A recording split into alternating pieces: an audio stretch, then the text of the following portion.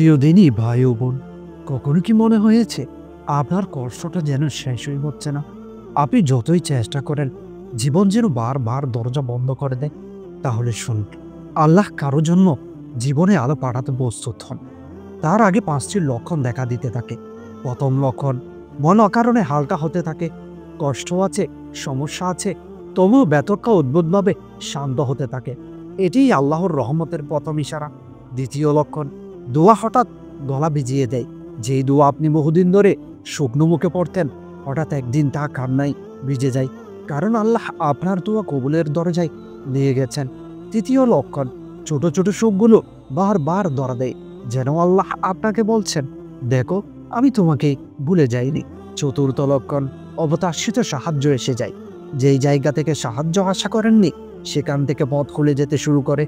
পঞ্চম লক্ষণ, হঠাৎ মন শক্ত হয়ে যায়। হাল না ছাড়ার এক অদ্ভুত শক্তি ভেতরে জন্মায়। এটাই ইঙ্গিত আপনার কষ্টের পরে যে আলো আসছে, তা আপনাকে বদলে দেবে, তুলে নেবে, নতুন শুরু দেবে। মনে রাখবেন, আল্লাহ কখনো কষ্ট দিয়ে শেষ করেন না। কষ্টের পর যেই আলো আসে, তা আগের সব অন্ধকার ভুলিয়ে দেয়।